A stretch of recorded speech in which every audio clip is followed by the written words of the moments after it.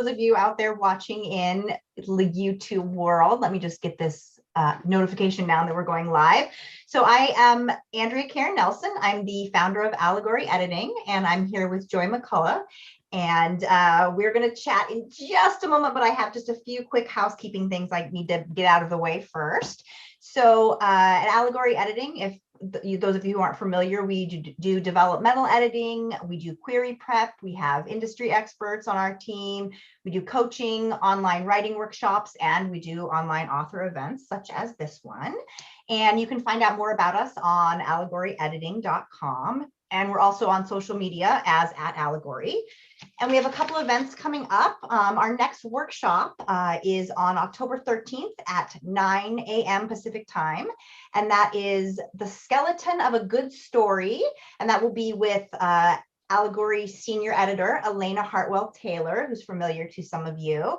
And she'll be talking about the universal story structure concepts and how to apply those to creating a strong manuscript across fiction, memoir, and narrative nonfiction.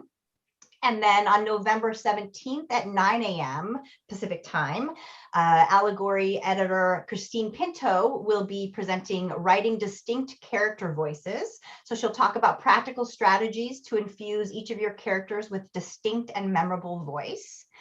And then for those of you out there who are interested in writing for children, and that's what brought you to this today, on November 14th at 5 p.m. Pacific time, I will be interviewing Newbery Honor Award-winning author Kirby Larson. So that'll be another one to check out for those of you who are interested in writing for children. And lastly, we are brand new to YouTube, and the more subscribers we have, we're learning, the easier it is for people to search and find us. So if you're on right now and you haven't already, go ahead and hit the subscribe button. And if you do, you will be entered to win one of our t-shirts. Don't mind me, I'm just plotting, along with a copy of Elena, our senior editor's newest book, All We Buried. And if you come to the October workshop, you will be entered a second time, so you have more chances. And I think that was all of my housekeeping stuff. So without further ado, Joy. Hi. It is so exciting to finally sit down. So Joy and I have been connected loosely with each other for many years through the theater world in Seattle, but we have never had a chance to sit down and talk like this. So it's very exciting to have you, and thank you for coming. Of course. And I guess I wanted to start by asking you, were you read to a lot as a child? So I read a lot as a child. I don't have a lot of memories of being read to. I'm sure I was, but I was an early reader myself, and books were very, very important in our household. My dad had a just wall-to-wall filled office of books, and every Saturday we went to the bookstore and the ice cream shop. And we didn't get to, buy a book every time, but I still remember exactly what the children's corner looked like in that shop. And just sitting there and looking at all the books. And so, yeah, I was a reader from very early on, and a storyteller. I liked writing and telling stories from really early on too.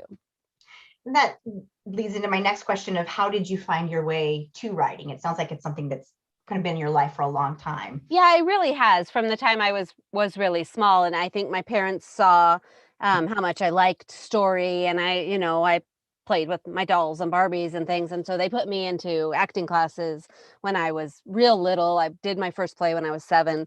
So for a lot of years, it was theater was the sort of main way that I accessed story, that I expressed story. And I went to college to study theater.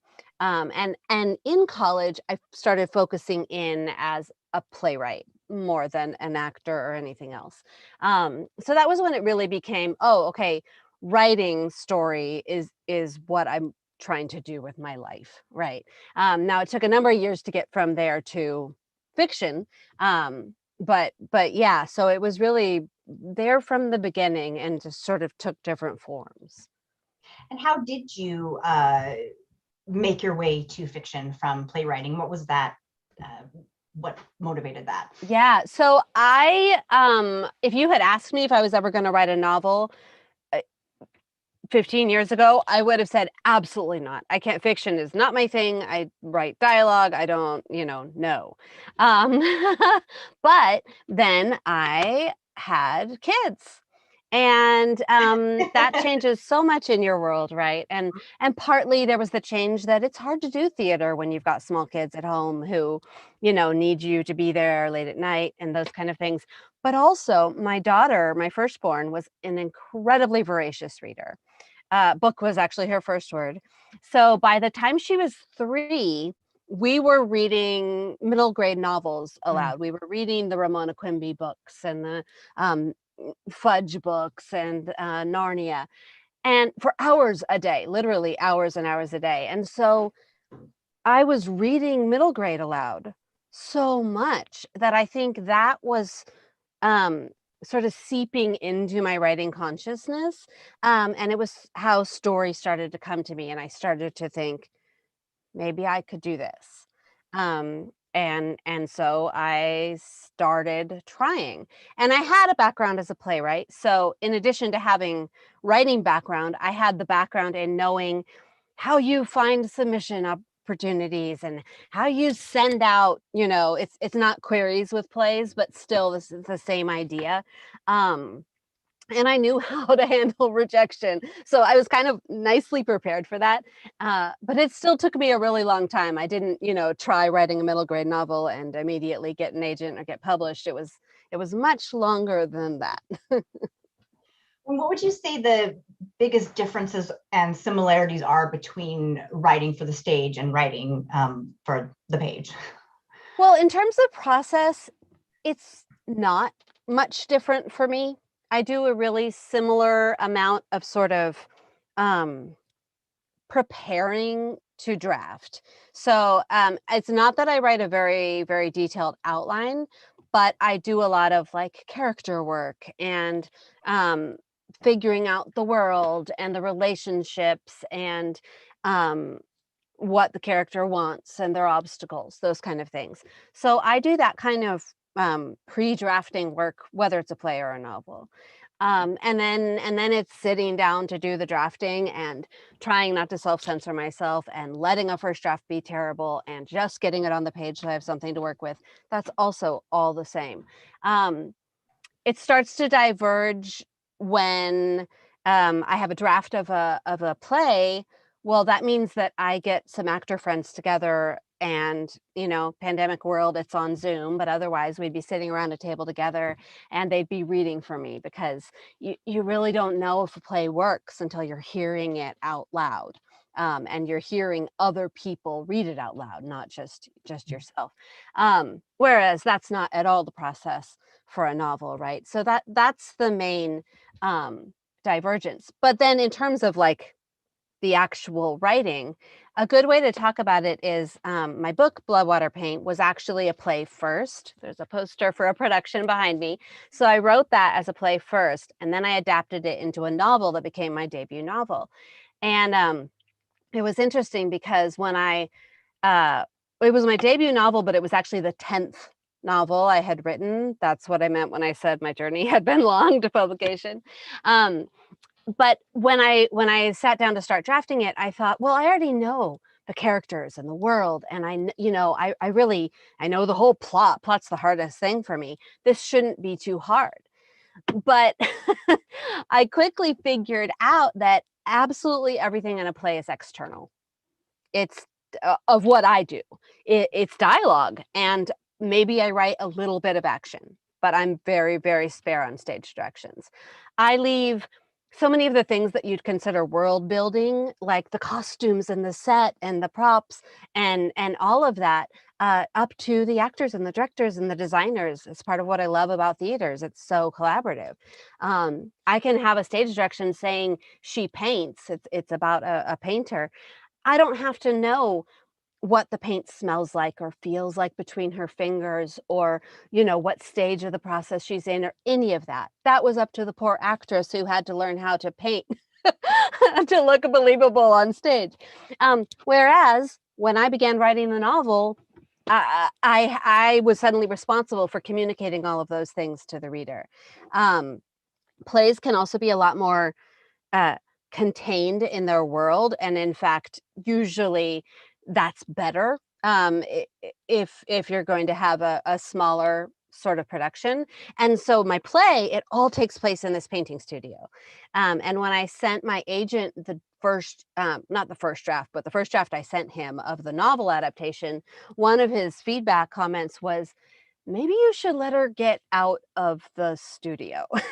And I was like, oh yeah, because she's in Rome. And, so then I had to do all kinds of research, and I added in all these scenes where she, I mean, not a ton, but a few, where she goes out and interacts with her city. So those are some of the differences. Now, you were with your agent prior to Bloodwater Paint. Is that correct? How did you connect with your agent? And well, let me back up, because he wasn't my first agent. okay. And that's very, very common. Most of my author friends are not with their first agent. So I just like to put that out there, because I think sometimes newer writers, if something isn't going well with their agent, or their agent parts ways with them, can really freak out and think that that's a terrible stain on their record or something. It's not. It's so normal. But so I said I wrote those 10 books. I wrote 5 manuscripts. They were all middle grade before I signed with my first agent. And I just did the regular querying process. I didn't do any pitch contests or conference pitching or anything like that. It was just researching agents and sending them queries and sending them fulls when they were requested, just that process. And I signed with that first agent, and we put a book on submission that didn't sell, and then we put another book on submission that didn't sell, and then we put another book on submission that didn't sell. And then we were about to put a 4th book on submission when I decided this wasn't working. Not because the books weren't selling either, because that happens, and she was a very good agent, but there were also communication issues. So I decided I need a fresh slate. So then I queried another manuscript, signed with my current agent. We put that book on submission, and it didn't sell.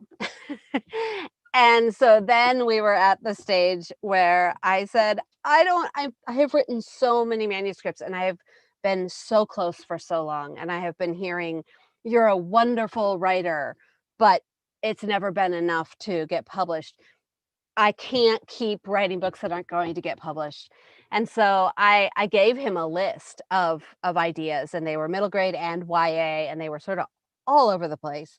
And I almost didn't put adapting Bloodwater Paint on the list, because it felt super unmarketable to me. But at last second, I put it on the list, and I sent him this list, and he wrote back right away and said, I want to read the one about the painter. And I was like, really? but he said yes, and his instincts were so right, because that ended up being my debut. But yeah, I just connected with him through regular old querying. The old-fashioned way. Yep. I mean, it's how most people find their agents. And now Bloodwater Paint gathered a very devoted fan base, from what I can tell. I believe I remember reading something about a mother-daughter and matching tattoos. And yes. Did you have any instinct going into this before it came out that it was going to connect so deeply with people? No. No, it is a novel in verse set in the 1600s about a painter who is raped. These did not seem like qualities that would make it be something that would, I mean, I knew that there were lots of people who could relate to the subject matter, certainly. But at the same time, there are many, many wonderful books about sexual assault that don't break through. So no, I didn't know. I don't think anybody really did. It was a modest advance. I don't think they necessarily expected it to be anything particularly special. But yeah, I have been really, really fortunate. There was a timing thing, because it came out in February of 2018, and the Me Too movement had started to really get a lot of attention, like the fall before.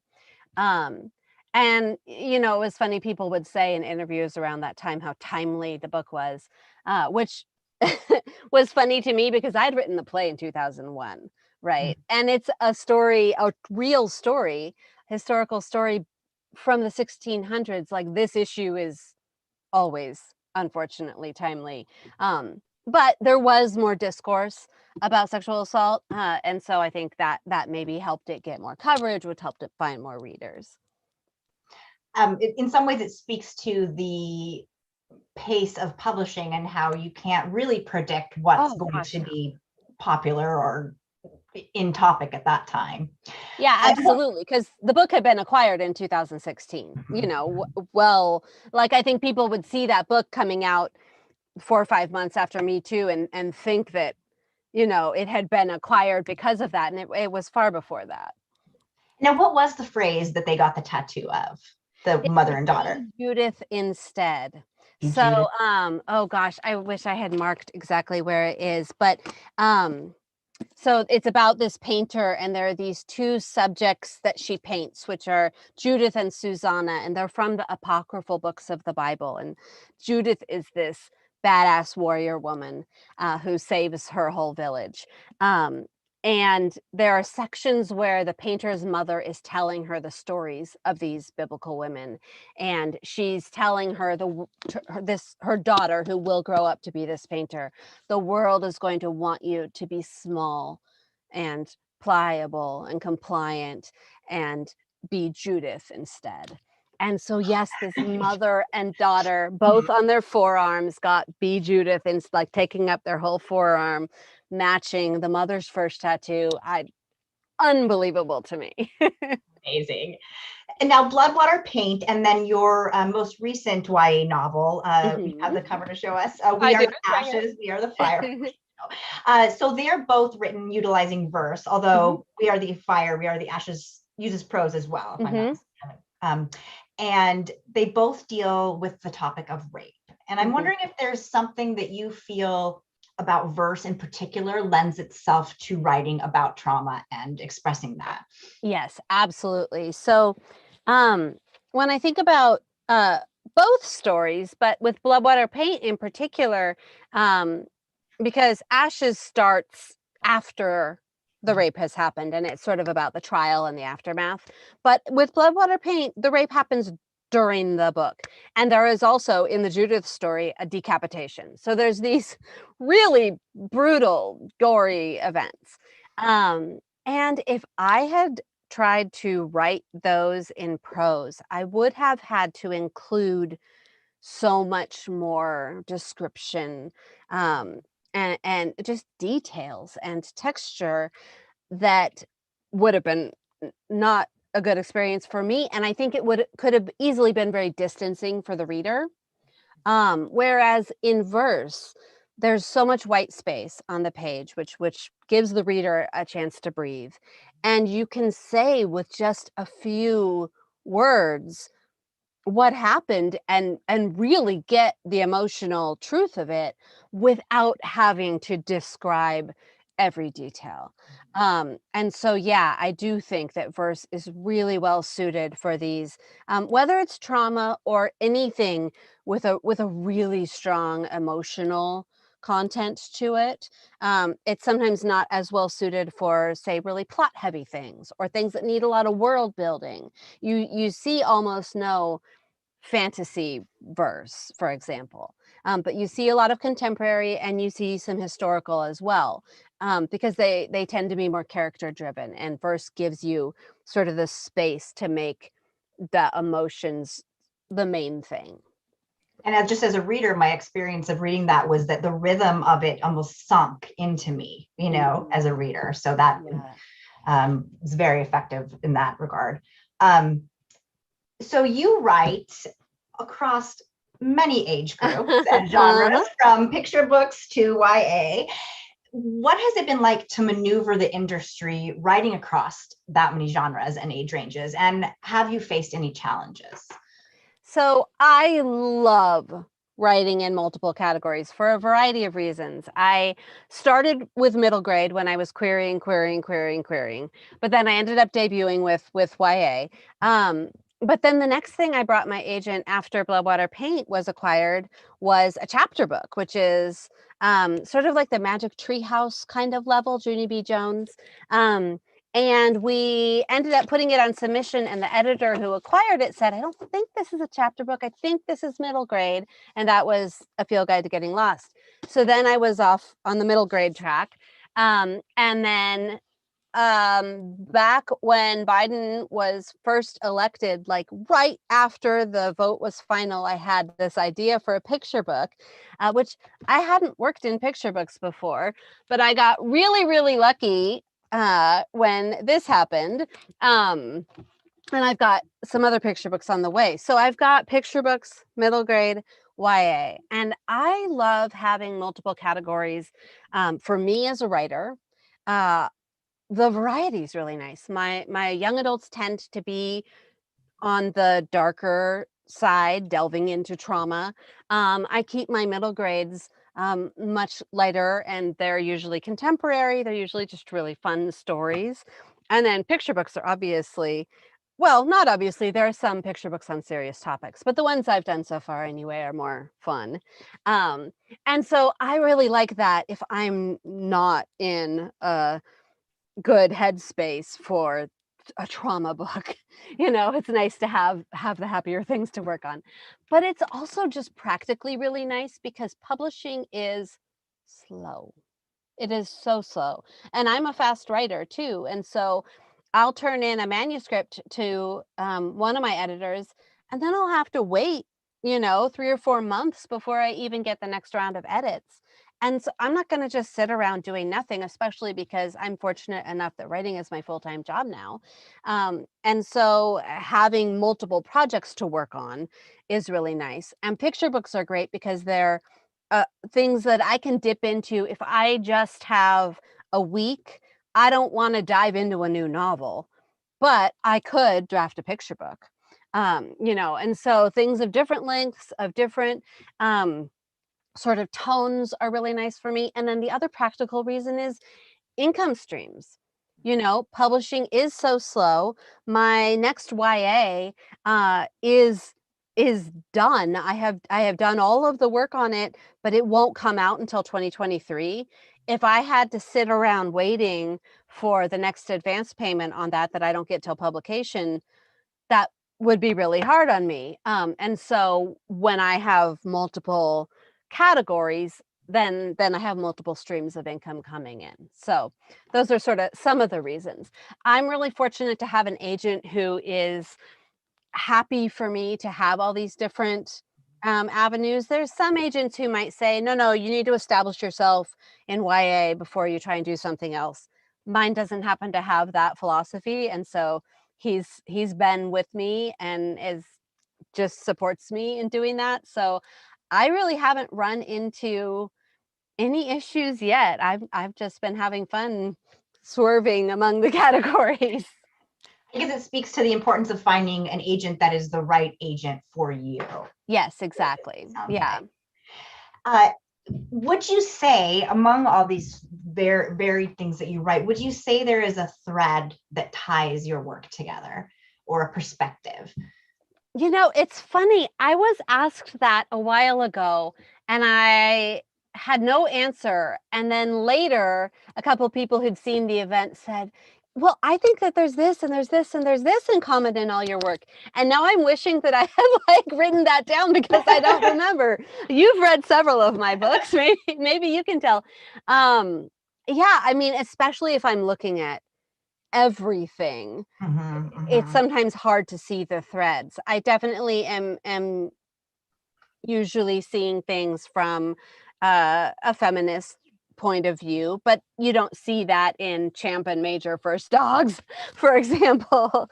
So yeah, there's always a lot of family dynamics, but that's hard for me to articulate. I think that may be a little easier for someone outside sort of analyzing my books to articulate. So I'm not sure. We'll leave that up to the people watching that can go read all. Send me an email and tell me the threads, and next time I'll have an answer. So In a field guide to getting lost, 10-year-old Lewis is writing a fantasy novel. And it sounds so intriguing to me and like what I would personally like to read. So do you think you might ever write that story? I don't think so. I have learned to never say never, because first I said I would never write a novel. Mhm. And then I wrote middle grade, but I said I would never write YA. And then I wrote YA, but I said I would never write verse. And I also said I would never write picture books, which I'm doing. And I also have said I would never write adult, which I'm working on right now. So I don't say never. I don't think I would probably write the actual fantasy that Luis writes in that book, because it was really fun to create, because I allowed myself to be pretty derivative of a bunch of other fantasy series. You know, they're at a magic school, sort of like Hogwarts, and there's various other elements from other fantasy series that, if I was writing the book, I think editors would probably call me out on them being a little too derivative. But when it was just a story that a 10-year-old boy was making up, that was okay. So I was able to give it all these fun details, but not have to be too inventive about the fantasy genre. But someday, maybe I'll write fantasy. We'll keep watching for that. So I just want to turn to Champ and Major again, because I know there's some people watching this that are interested in picture books. And well, first of all, do you know if the president has read it? I don't know that. I'm afraid I don't. I do know that there was an interview with somebody on the COVID task force. I can't remember what her title was. And in the background, set up on her like side table, she had the book. So someone adjacent to the president has read it. Awesome. Well, it made it onto the New York Times bestseller list, so many people have read it. Congratulations on that, by the way. And you're used to the highly collaborative medium of theater, where you put your story out there and you trust a team to bring that to life. Do you think that helped prepare you for the experience of working with an illustrator?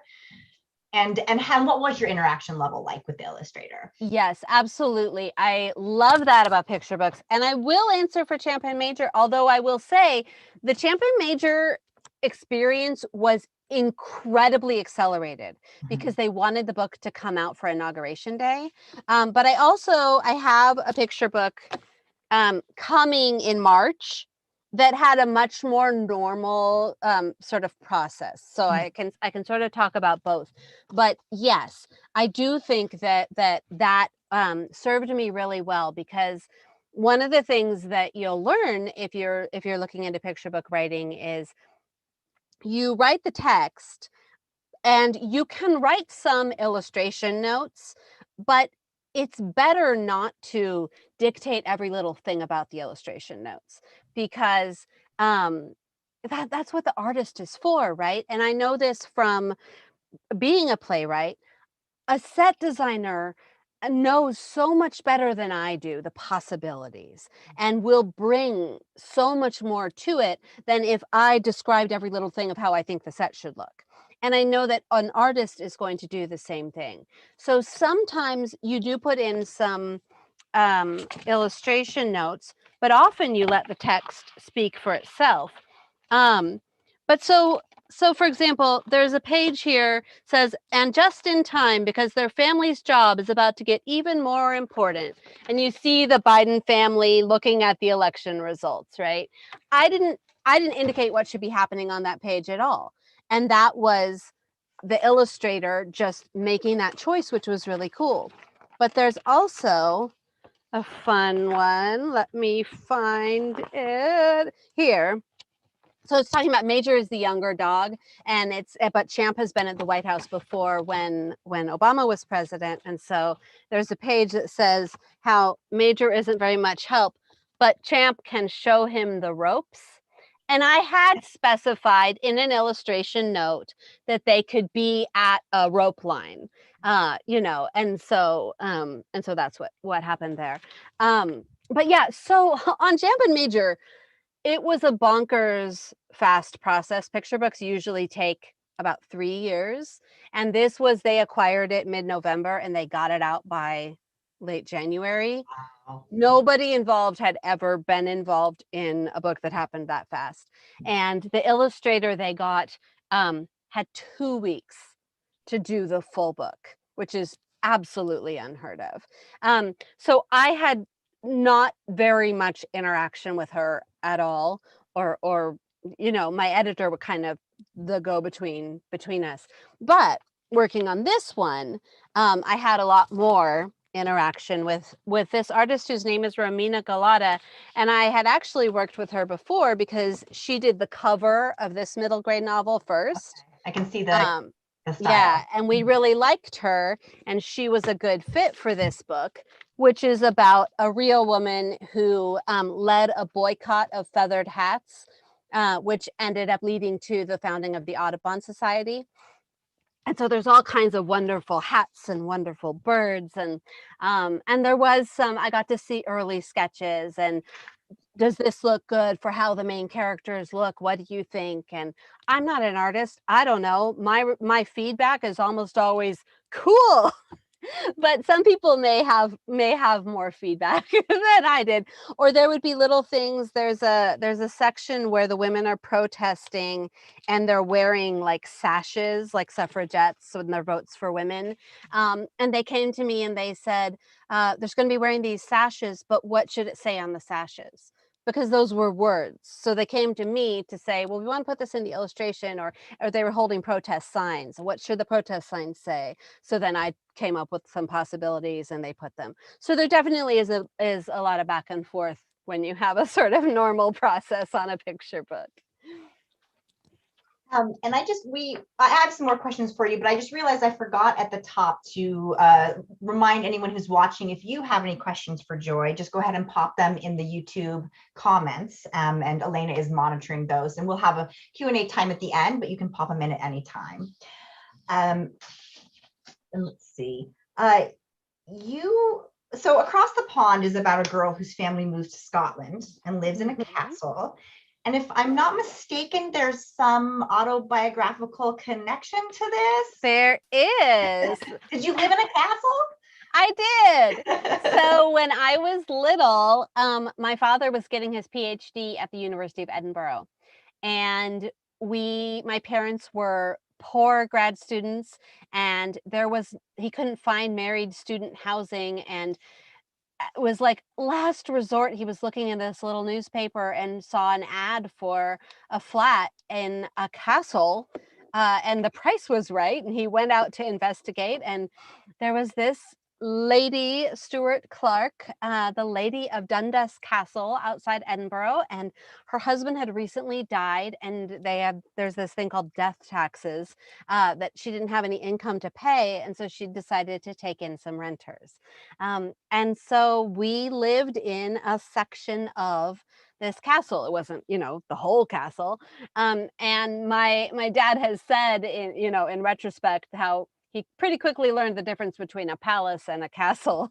It definitely has the grandiose size, but it was old and drafty, and there were ravens living in the chimneys and making noise all through the night. And but yeah, and I was very, very little, but we lived there, and that's very much a part of family lore.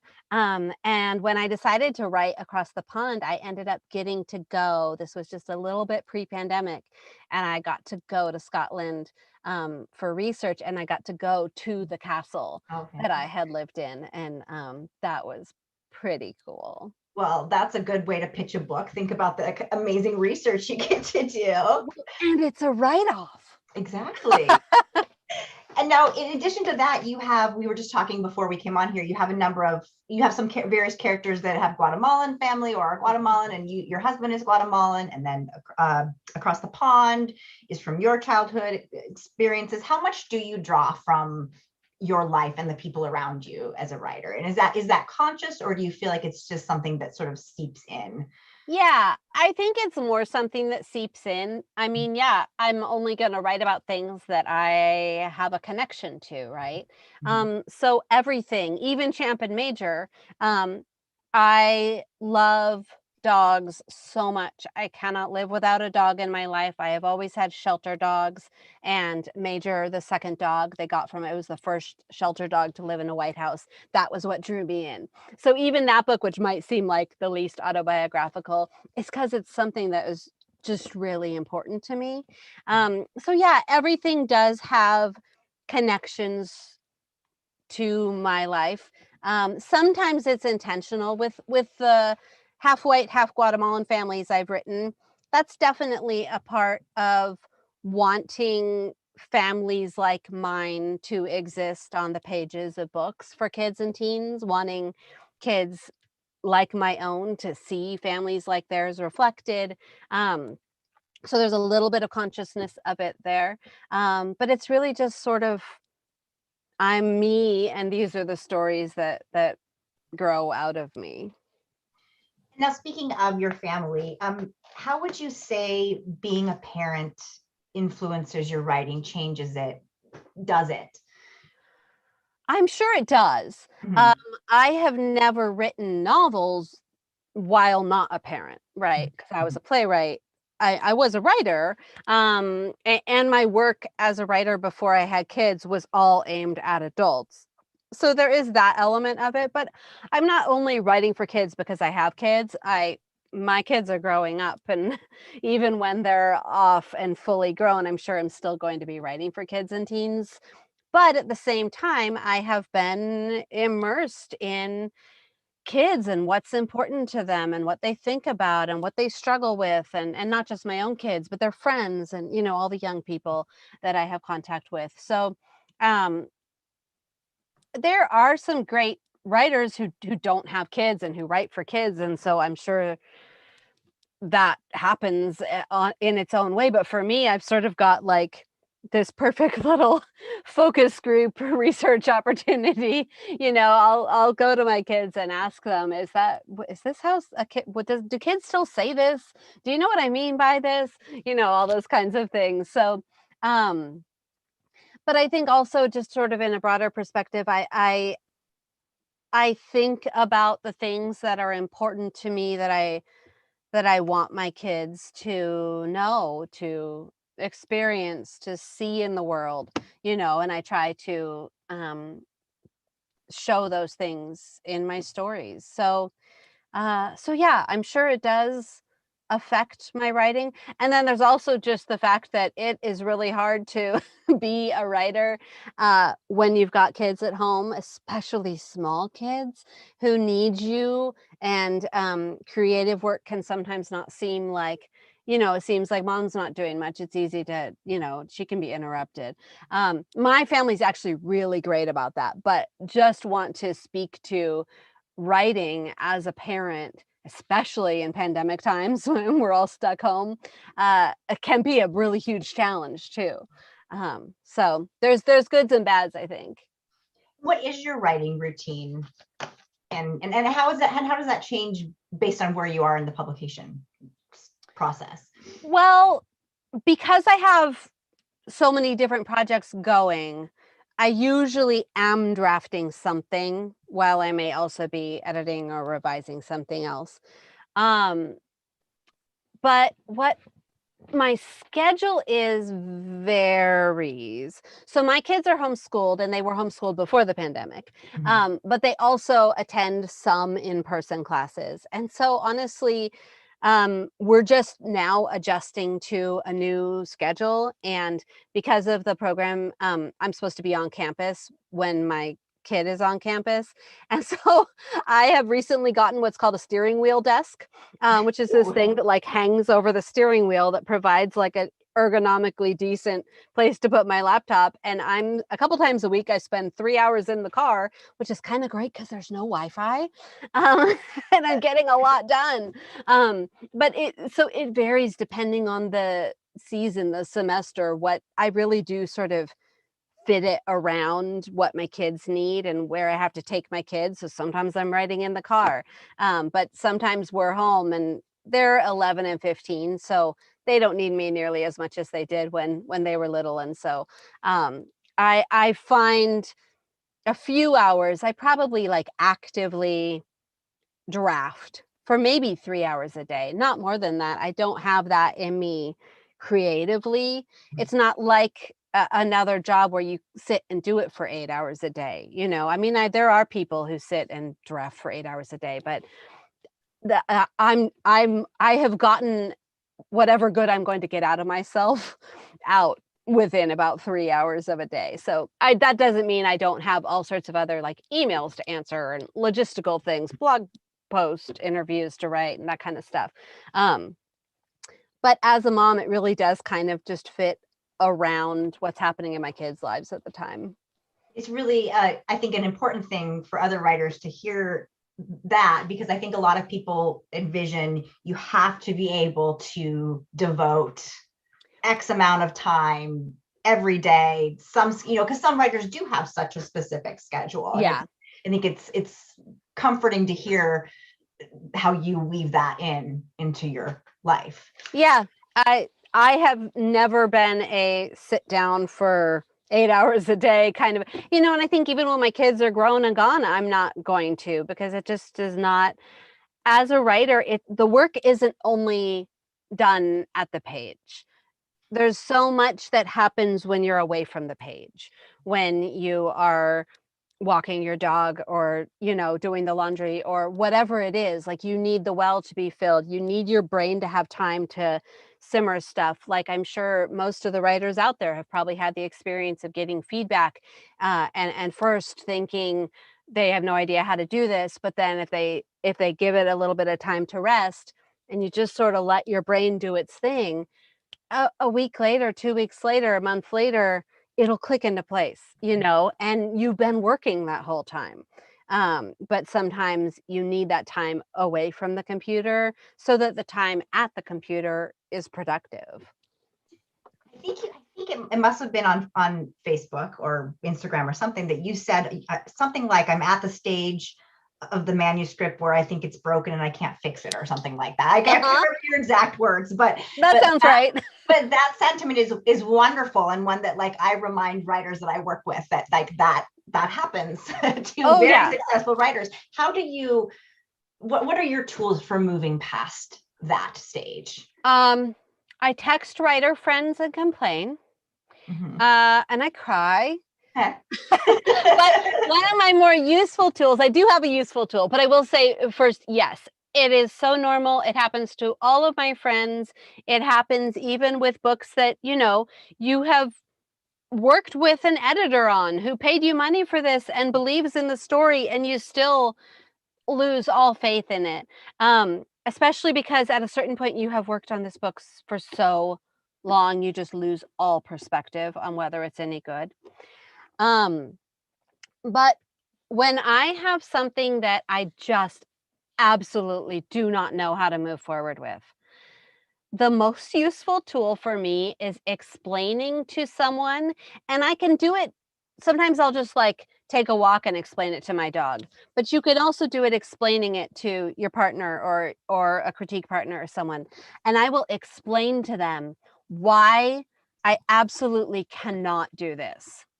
All of the reasons that my editor's suggestion won't work, or all of the reasons that this book is just stuck. And without fail, in those explanations, I figure out the way forward. I figure out what I'm missing, and that it actually can be done.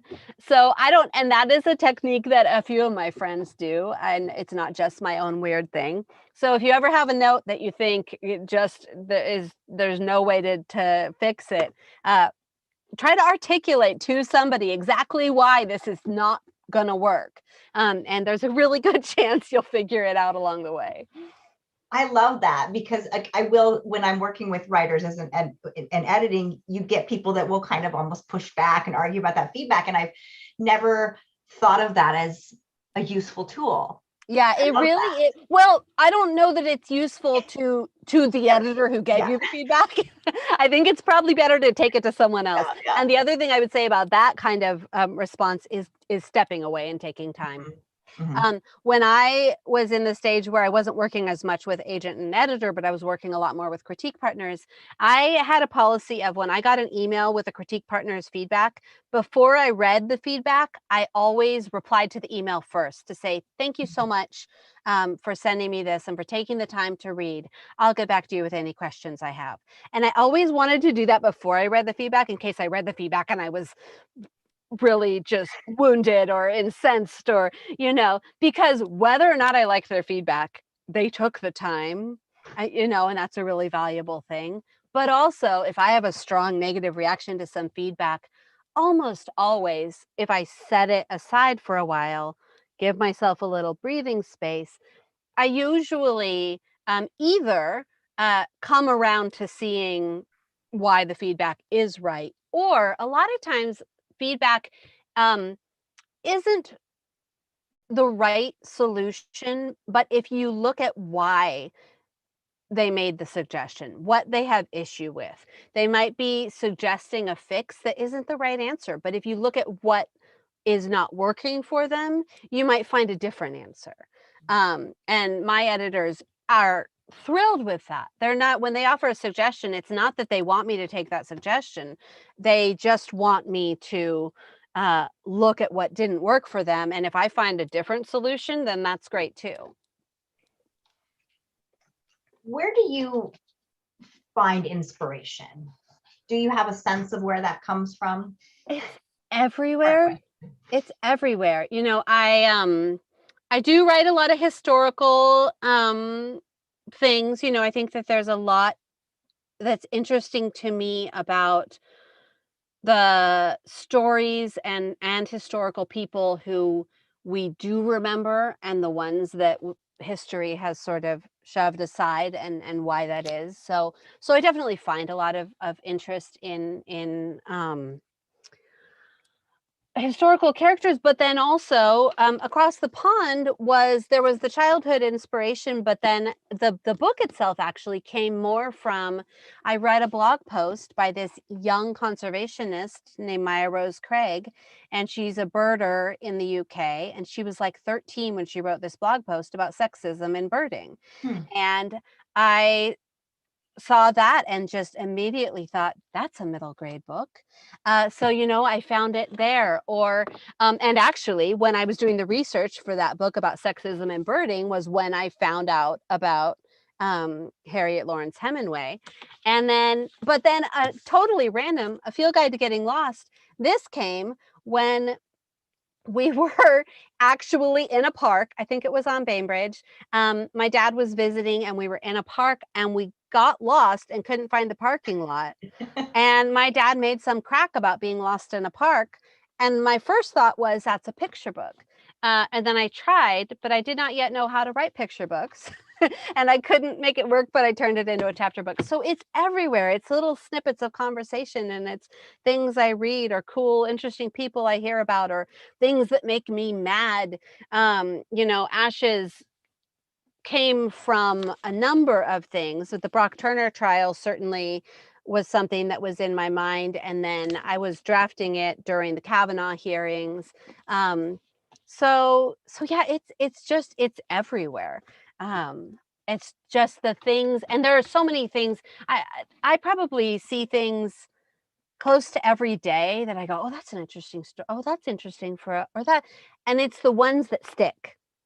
That are still percolating a few weeks later. And I'm like, oh, that girl birder, what about her was interesting to me? Because there are lots of things that I think, but then they move on. And the ones that I cannot stop thinking about are the ones that I then pursue. So you don't have a list of all the things that kind of come to your mind. It sounds like it's the ones that you don't need to write down. Well, for picture books, I do have a list, because there are so many ideas, and picture books tend to be something where I can work on drafting one when I have the snippet of time. So I do have a list there. So when it gets to be, I have a monthly picture book critique group meeting, and I'm like, I've got to write something for critique group. I can consult that list. So I do use a list, but I also, though, there are things on the list that I wrote down when I was like, ooh, this could be an idea. but I pass them over every time I'm looking at what might I draft next, because they're not actually good ideas. I should probably take them off the list. They were just maybes at a time. But I don't really write down novel ideas. No, it's just sort of the ones that won't let me be. We do have a question from someone watching. They're asking, what are you working on now? So it's funny, what I'm working on now won't come out until like 24 or something.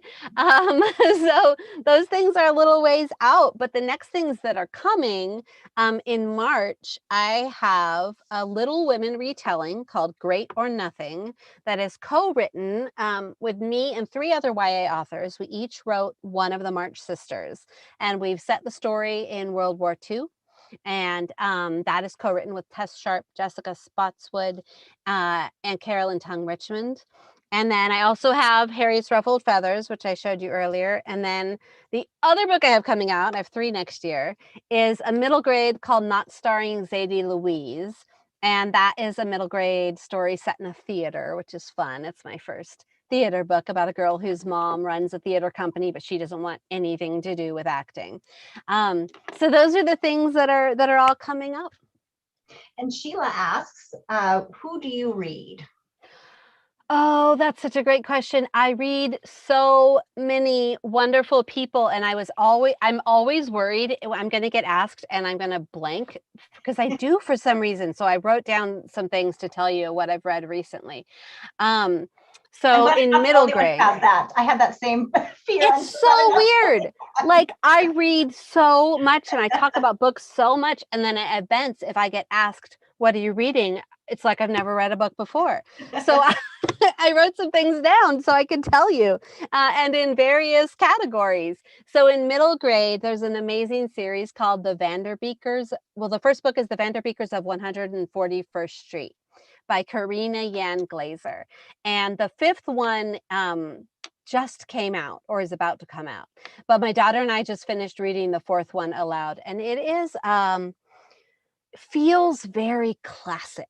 It's about this large family. There's 5 or 6 kids who live in a brownstone in Harlem, and there's this older couple who lives upstairs, and then this reclusive man who lives at the very top of the building. And it's just sort of about the things these kids get up to, but it's so much heart and humor.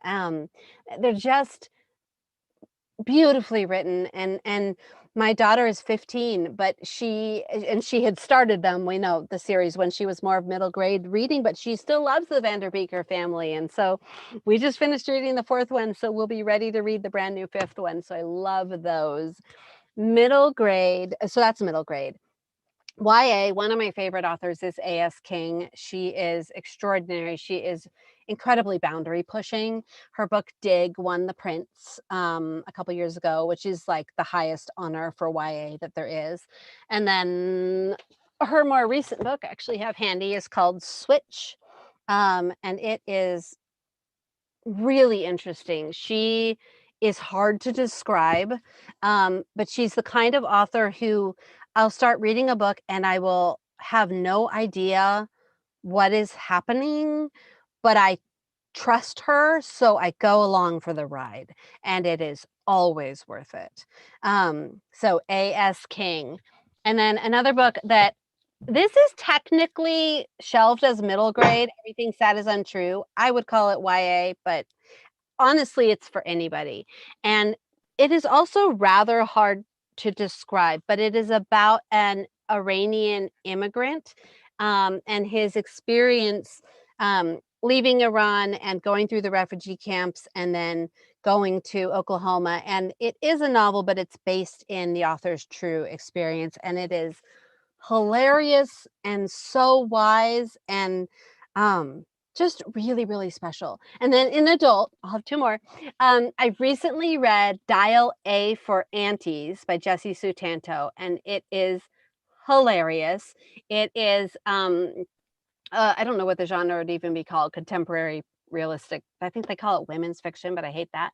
And it is about this young woman and all of her aunties who have a like a wedding planning business, and a murder happens and they're trying to deal with this dead body during this really big wedding, and it's hilarious. And then finally, the Wisteria Society for Lady Scoundrels.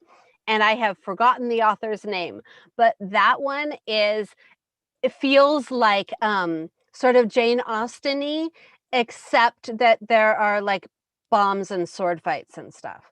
So there's a wide range. I read all over. I read middle grade through YA through adult. I sort of read everything. I mean, and that's maybe part of why I write everything too.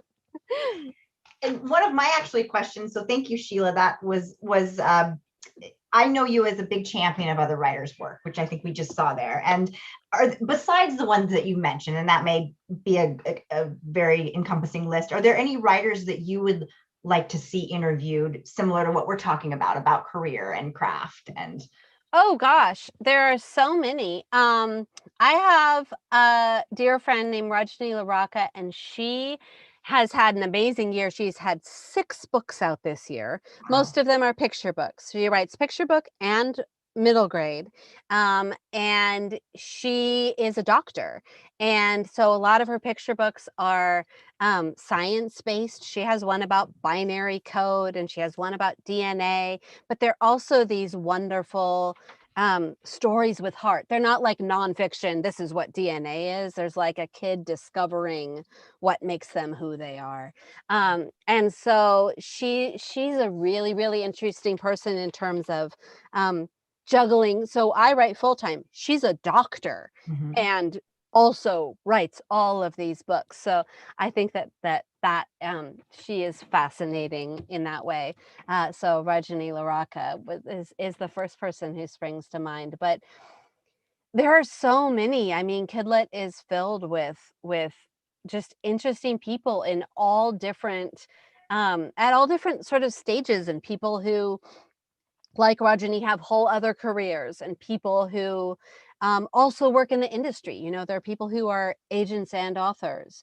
Um, Lauren Spieler is an agent mate of mine, but she's also an author of contemporary YA. There's a number of people like that, and I think those people are probably really interesting to talk to about, you know, how you shift gears from one side to the other.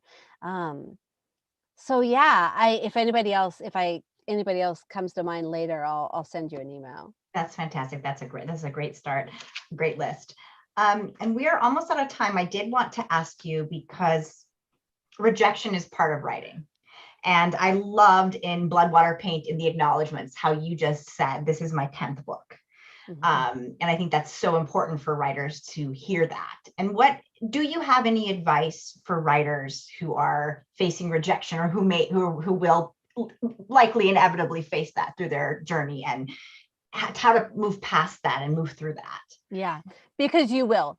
Even if somehow the first book you write gets an agent on its first query and then you sell it right away, which that's not going to happen. That doesn't happen. But if that happens, you're going to get negative reviews. You're going to get readers who don't like the book. Like every step of the way, there's opportunity for rejection.